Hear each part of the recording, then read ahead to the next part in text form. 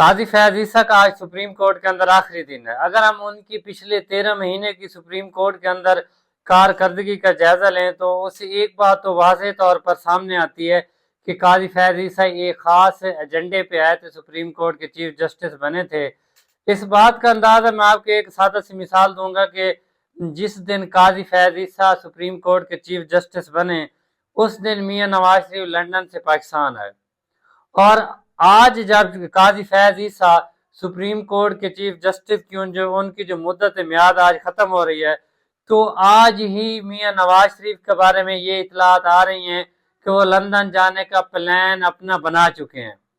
تو یہاں سے آپ اندازہ لگائیں کہ وہ ایک خاص ایجنڈے پہ آئے تھے۔ یہی وجہ ہے کہ جب عمران خان کی حکومت کو اپریل 2022 میں ختم کیا گیا، اس وقت پی ڈی ایم کی حکومت آ گئی تھی، شہباز شریف اس وقت پاکستان کے وزیر اعظم بن گئے تھے، مگر ان دنوں میں جو نواز شریف صاحب ہیں وہ پاکستان واپس نہیں ہے۔ کیوں؟ کیونکہ اس وقت جو چیف جسٹس تھے وہ عمر عطا بندیال تھے۔ اب ان کو پورا یقین تھا کہ جیسے ہی قاضی فیاض عیسیٰ آئیں گے تو ان کو مکمل ریلیف مل جائے گا۔ اب جب نواز شریف پاکستان پہنچے تو آپ اندازہ لگائیں کہ جو پوری عدالت تھی انہوں نے اپنی رجسٹری لے کر، اپنے سارے جو ڈاکومنٹس وغیرہ لے کر اور اپنی بایو میٹرک مشینیں لے کر ایئرپورٹ کے اوپر پہنچے۔ میاں صاحب کا وہاں پہ انہوں نے عدالت کی جو حاضری تھی انہوں نے ایئرپورٹ کے اوپر لگوائی، اور اس کے بعد اگلے دن ان کی ضمانت منظور ہو گئی۔ اب جیسے ہی اب قاضی صاحب جا رہے ہیں تو نواز شریف بھی اب واپس اپنے ملک لندن جا رہے ہیں۔ اب دوسرا، انہوں نے کون سی قاضی فیاض عیسیٰ نے زیادتیاں کی، ان کی اگر میں لسٹ بنانے بیٹھوں تو بڑی طویل لسٹ ہو جائے گی۔ چند چیدہ باتیں۔ پہلی بات کہ جو پی ٹی آئی نے جتنے بھی جلسے وغیرہ کیے، جلوس کیے، ایک تو ان کی اجازت نہیں دی گئی، ان کے کارکنان کے اوپر کریک ڈاؤن کیا گیا،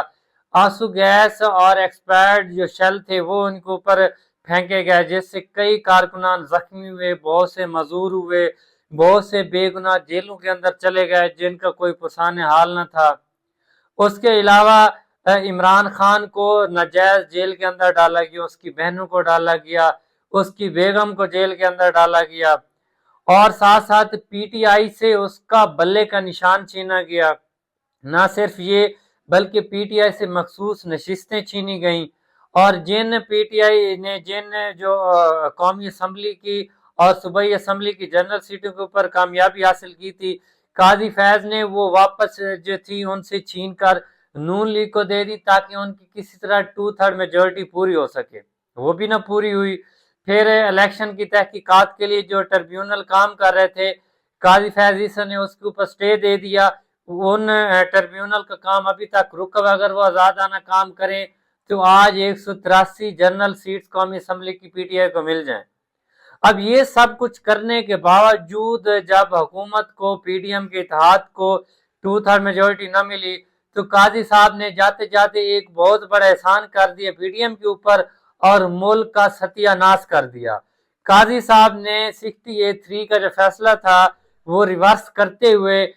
لوٹا کریسی کو جائز قرار دے دیا کہ کوئی پیسے لے کر اپنا ووٹ، اپنا ضمیر بیچے، تو قاضی صاحب نے اس کو جائز قرار دے دیا۔ جیسے ہی انہوں نے یہ فیصلہ دیا تو آپ نے دیکھا گزشتہ 2-3 ہفتوں میں پاکستان کے اندر فسطائیت کی، فاشزم کی حد ہو گئی۔ لوگوں کی بہنوں کو، بیٹیوں کو، ان کی ماؤں کو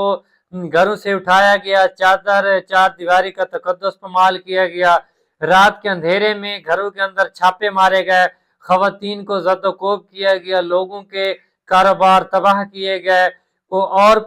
کون سے ایسے جو فاشسٹ جو اقدام تھے وہ نہیں کیے گئے صرف 68(3) کے فیصلے کے بعد، تاکہ حکومت کو 2/3 اکثریت ملے، اور 2/3 اکثریت ملنے کے بعد 26ویں ترمیم منظور ہو سکے۔